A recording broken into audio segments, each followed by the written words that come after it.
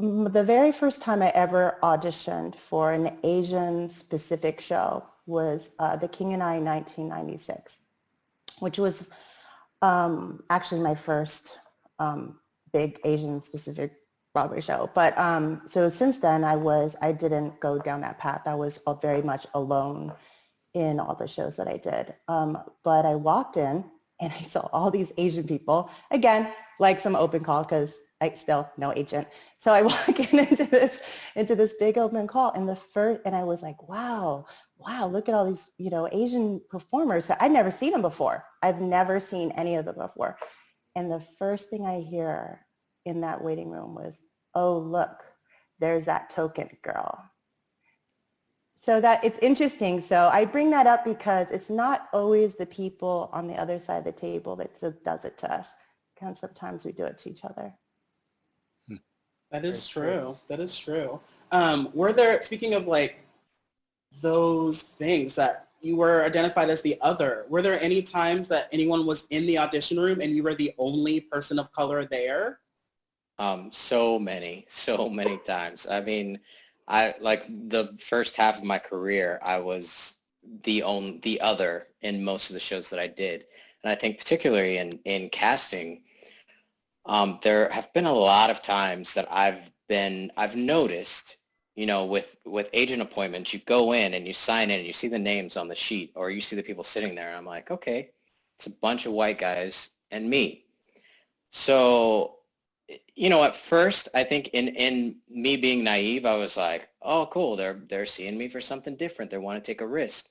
Kind of after the 10th time of that, you start to realize, oh, the casting director is trying to do something creative, but the creative team is not going to go for it.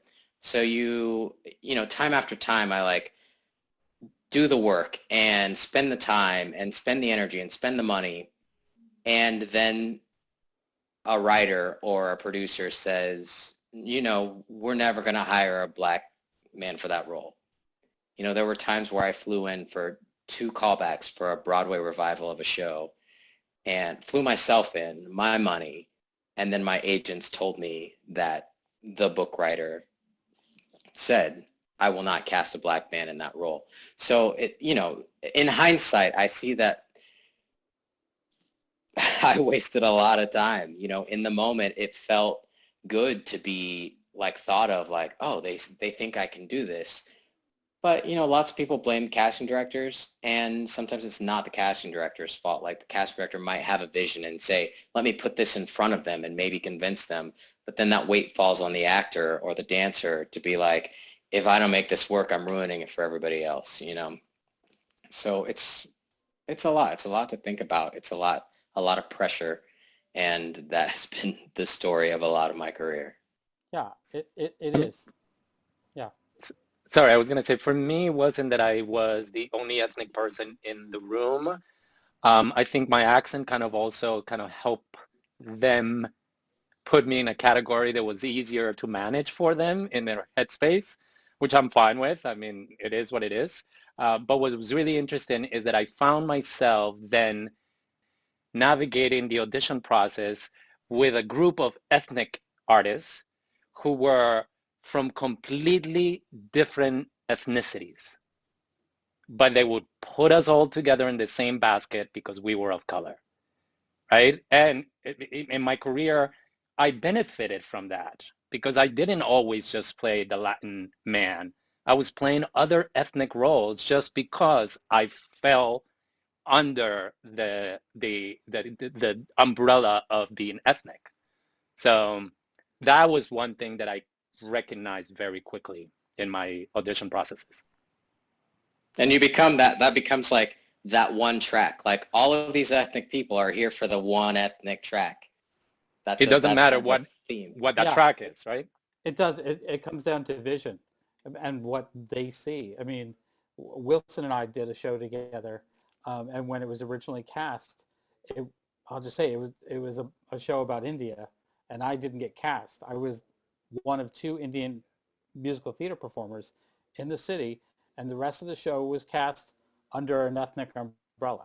So, I mean, we had some Indians from Canada, blah, blah, blah, but we also had different nationalities that were brown. Because Yeah, but and Yeah.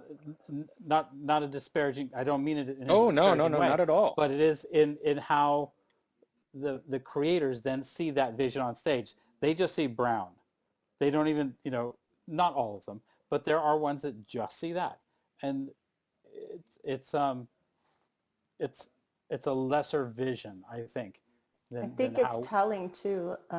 If you look at the shows I've done, I've only been in the original cast of a Broadway show. And I think that says something because unless unless I carve out the space for myself, I don't get a space. Because Asian is a funny thing because it's not even like we need an Asian person to fill that token spot.